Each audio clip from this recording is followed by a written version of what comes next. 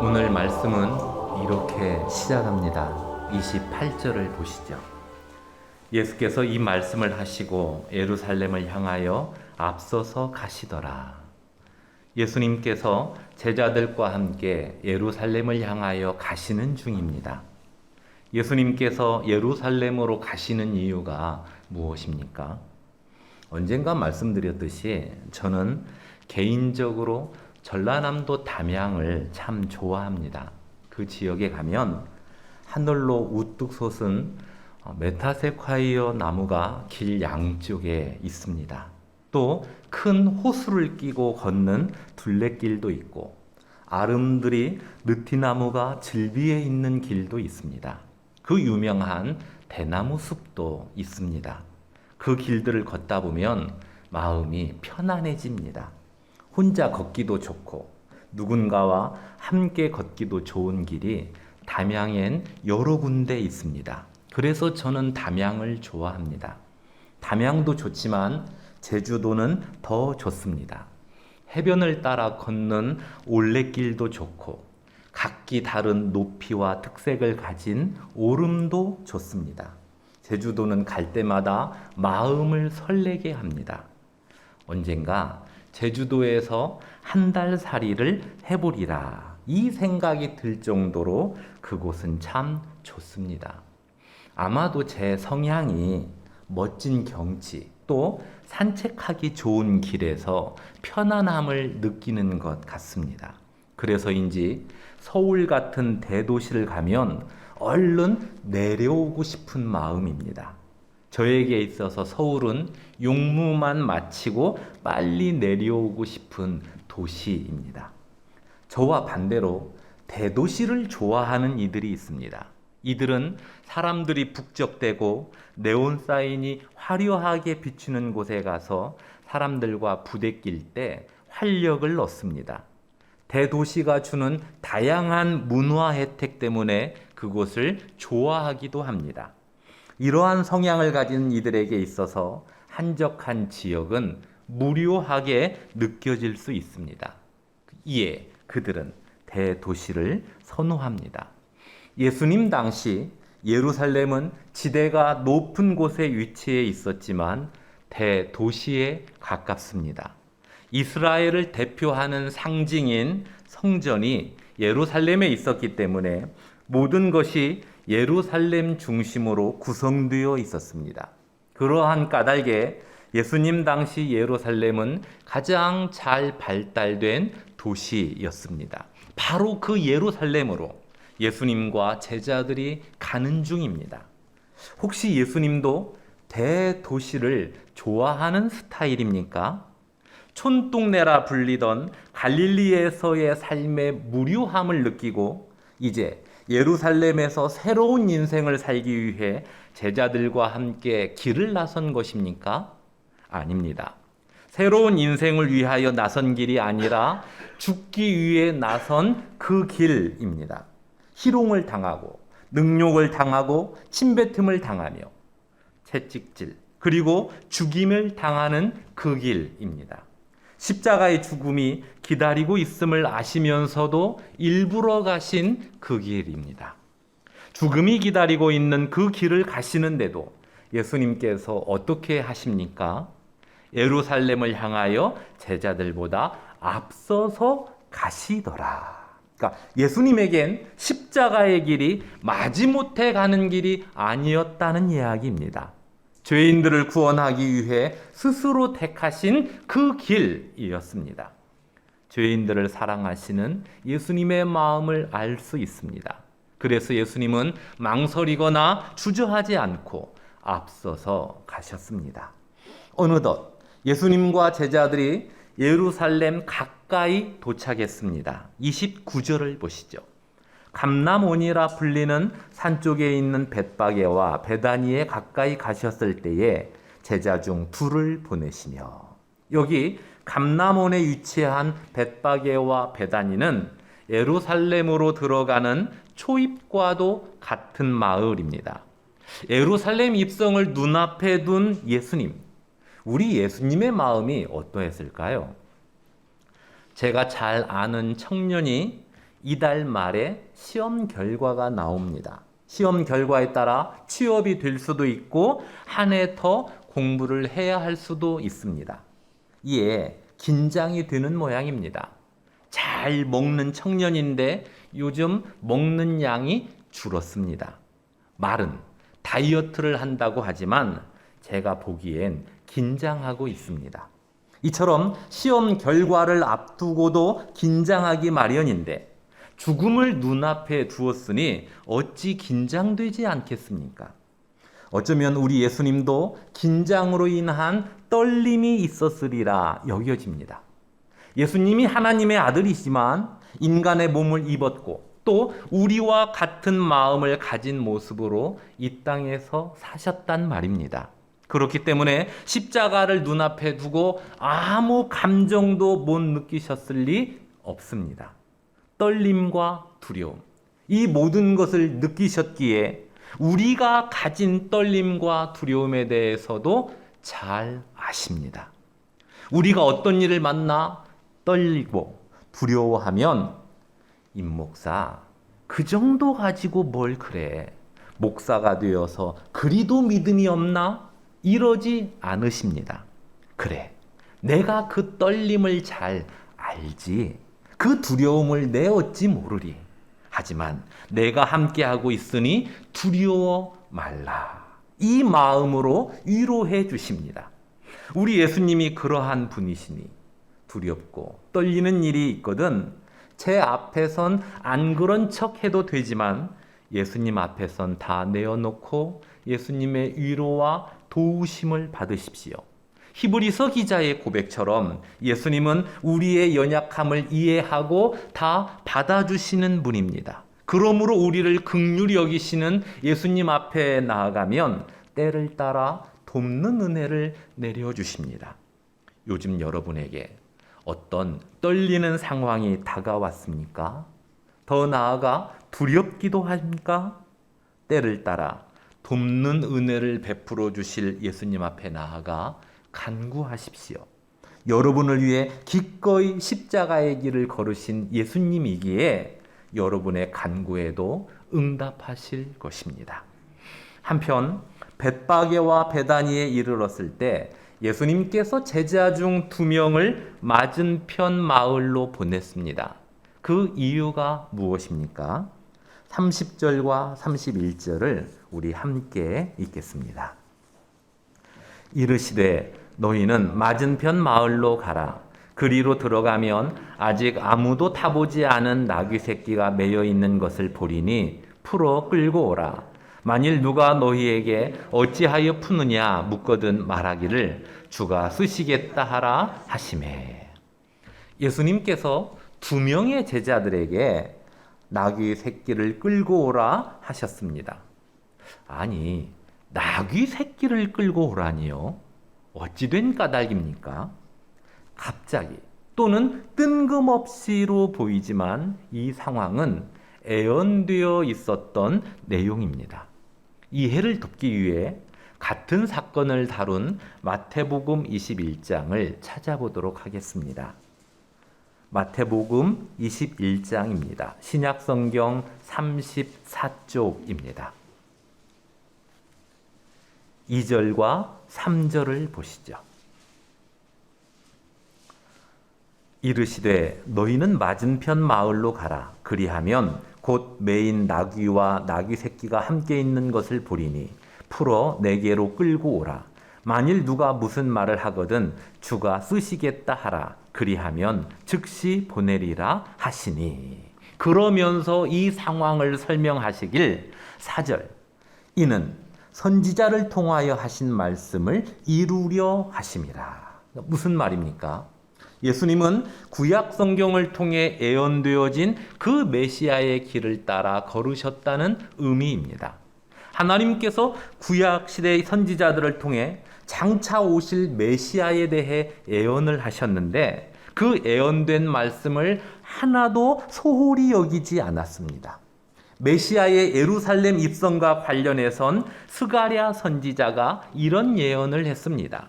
스가랴서 9장 9절을 보면 구원을 베푸실 왕이 너희에게 임하는데 그는 겸손하여 나귀의 작은 것, 곧 나귀 새끼를 타신다는 내용이 나옵니다. 바로 그 예언을 성취하기 위해 예수님께서 나귀 새끼를 찾으셨습니다. 흥미로운 건 예수님 당시 정복자였던 로마는 전쟁에서 승리한 장군에겐 마차를 타고 수많은 로마 시민들의 환영을 받으면서 황제가 있는 곳까지 행진하도록 했습니다. 이처럼 전쟁에서 승리한 장군도 마차를 타고 입성하는데 온 인류를 구원하기 위해 오신 메시아께서 무엇을 올라타고 입성하십니까? 말도 아닌 나귀. 그 중에서도 새끼 나귀입니다. 그 이유는 마차나 말이 없어서가 아닙니다. 어미 나귀가 없어서도 아닙니다. 그런데도 새끼 나귀를 타는 이유가 무엇입니까? 그 이유에 대해 마태는 스가랴서 9장 9절을 인용했습니다. 그 내용이 마태복음 21장 5절입니다. 보시죠. 시온 딸에게 이르기를 네 왕이 네게 임하나니 그는 겸손하여 나귀 곧 멍에 매는 짐승의 새끼를 탔도다. 그렇습니다. 예수님께서 새끼 나귀를 타신 이유는 예수님의 겸손한 성품을 나타냅니다. 우리는 다 겸손해야 합니다. 솔직히 잘난 게 없으니까요. 그러나 예수님은 겸손하지 않아도 됩니다. 전능하신 하나님이시니까요. 이 예수님에 대하여 요한복음 1장은 매우 놀라운 사실을 소개하고 있습니다. 좀 번거롭더라도 요한복음 1장을 펴보십시오. 142쪽입니다. 요한복음 1장 1절과 2절을 보시죠. 태초에 말씀이 계시니라. 이 말씀이 하나님과 함께 계셨으니 이 말씀은 곧 하나님이시니라. 그가 태초에 하나님과 함께 계셨고. 태초부터 계셨던 하나님과 함께 누구를 소개하고 있습니까? 말씀으로 표현된 그분을 소개하고 있습니다. 이 말씀이 하나님과 함께 계셨으니 이 말씀은 곧 하나님이시니라. 그러니까 하나님 외에 말씀으로 불리는 또 다른 하나님이 소개되고 있습니다. 하나님의 말씀에 대한 내용이 아니라 하나님과 함께 계셨던 또 다른 하나님에 대한 내용입니다. 또 다른 하나님, 그분을 말씀으로 표현해 놓았습니다. 말씀으로 표현된 그 하나님을 3절에선 이렇게 소개합니다. 만물이 그로 말미암아 지은 바 되었으니 지은 것이 하나도 그가 없이는 된 것이 없느니라. 그러니까 무슨 말입니까? 태초에 하나님께서 천지를 창조하실 때 말씀으로 표현된 그 하나님과 함께 만물을 창조하셨다는 의미입니다. 즉 이분도 창조주이십니다. 그렇다면 말씀으로 표현된 그 하나님이 도대체 누구입니까? 14절을 보시죠. 말씀이 육신이 되어 우리 가운데 거하심에 우리가 그의 영광을 보니 아버지의 독생자의 영광이요 은혜와 진리가 충만하더라. 그렇습니다. 바로 예수님을 가리키고 있습니다. 예수님은 태초에 하나님과 함께 천지를 창조하신 하나님의 외아들이십니다. 그래서 예수님도 창조주요 전능하신 하나님이십니다. 그 예수님이 하늘 보좌에서 내려와 인간의 몸을 입으셨습니다. 그 이유가 무엇입니까? 저와 여러분을 구원하기 위해서입니다. 죄인들이 받아야 할 죄의 형벌을 대신 받기 위해서입니다. 그 형벌이 십자가의 죽음인데도 예수님은 기꺼이 그 형벌을 받으셨습니다. 이로 볼 때 예수님은 겸손하지 않아도 됩니다. 내가 너희들을 위해 죽는 거야. 내가 너희들을 얼마나 사랑하는지 알지? 이러며 어깨에 힘을 꽉 줘도 되는 유일한 분이십니다. 새끼 나귀가 아닌 개선 장군보다 더 화려하게 입성하셔야 됩니다. 그럼에도 불구하고 예수님은 새끼 나귀를 타고 입성하셨습니다. 군림하는 왕이 아니라 섬기는 왕, 또 겸손한 왕임을 나타내신 것입니다. 그래서 이 시대 최고의 기독교 작가라 불리는 미국의 필립 얀시는 그의 책 놀라운 하나님의 은혜에서 영화 마지막 황제를 언급합니다. 중국 청왕조의 마지막 황제로 등극한 푸이는 3살 때 황제로 등극해서 7살 때 보위에서 내려온 인물입니다. 그 어린 아이가 무엇을 알겠습니까? 또 무엇을 할 수 있었겠습니까? 그래도 황제니까 수천 명의 내시를 거느리고 호화롭게 살아갑니다. 어느 날 그 황제의 동생이 황제에게 묻습니다. 황제가 잘못을 하면 어떻게 됩니까? 그러자 이 어린 황제가 대답하길, 내가 잘못하면 다른 사람이 벌을 받지. 그 사실을 확인시켜 주기 위해 옆에 있던 단지를 툭 깨트리자 정말로 신하 하나가 대신 매를 맞습니다. 그런데 예수님은 이 상황을 뒤집었습니다. 황제가 잘못하면 신하가 벌을 받는 이 세상의 법칙을 뒤집었습니다. 창조주이시며 전능하신 예수님께서 죄인들을 위해 대신 벌을 받으신 것입니다. 그 형벌이 십자가의 죽음임에도 불구하고 예수님은 기꺼이 그 형벌을 받으셨습니다. 이것이 기독교 신앙입니다. 성도는 이 신앙 위에서 살아가는 사람들입니다. 그러므로 예수님께서 겸손의 본을 보여주셨던 것처럼 우리도 겸손한 마음을 가지고 우리 자신을 항상 낮추어야 합니다. 언젠가 제 마음에 와닿는 글이 있어서 옮겨 놓았는데 이런 내용입니다. 주님, 나는 당신의 품속에서만 슬픔을 잊어버리는 어린아이옵니다.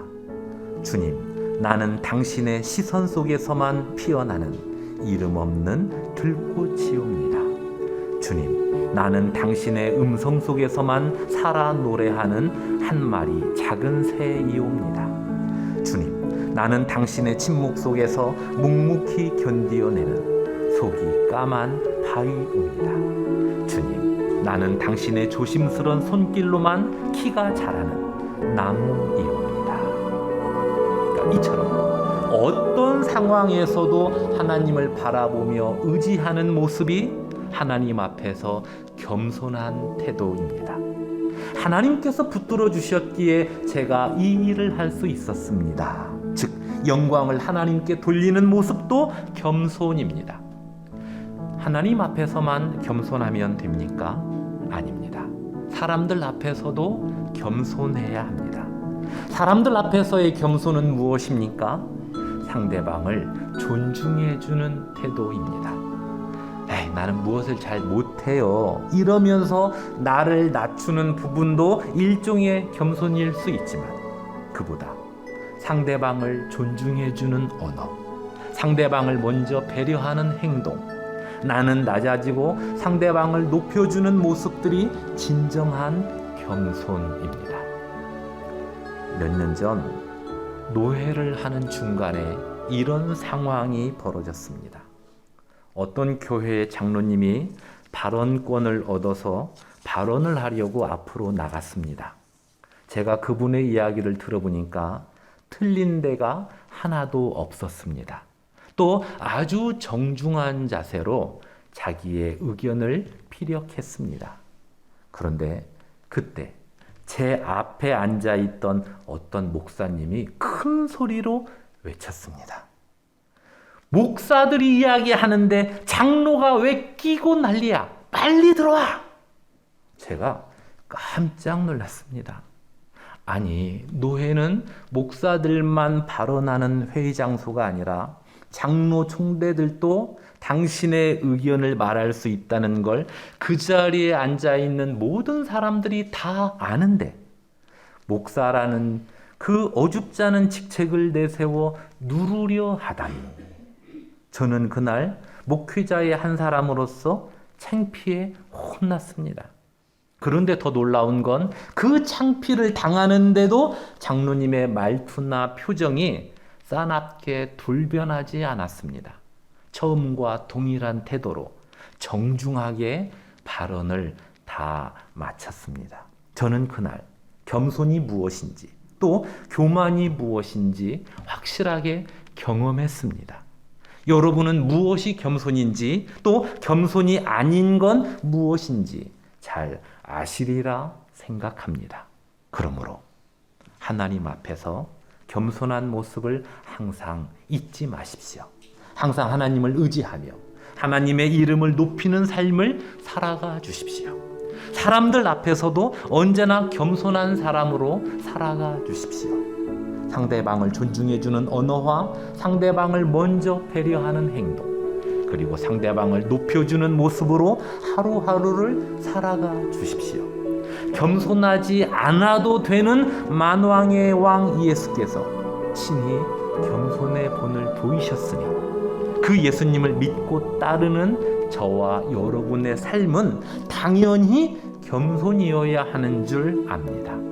이 사실을 다시 한번 우리 각 사람 마음에 새기고 하나님과 사람들 앞에서 겸손하게 행하는 저와 여러분의 삶이 되길 주님의 이름으로 축원합니다. 기도하겠습니다. 만왕의 왕이시여 천지를 창조하신 주님, 높고 높은 보좌 위에서 낮고 천한 죄인을 구원하기 위해 이 땅에 오신 주님, 주님의 그 낮아지심이 없었다면 죄인이었던 우리가 어찌 구원받을 수 있었겠습니까? 주님의 그 은혜와 사랑에 감사를 드립니다. 또한 인간의 몸을 입고 이 땅에서 살아갈 때도 겸손의 본을 보이셨으니 성도인 우리가 주님의 삶을 뒤따르겠습니다. 삶을 살아갈 때 진정 겸손한 자의 모습으로 살아가겠습니다. 붙들어 주옵소서. 예수님의 이름으로 기도드리옵나이다.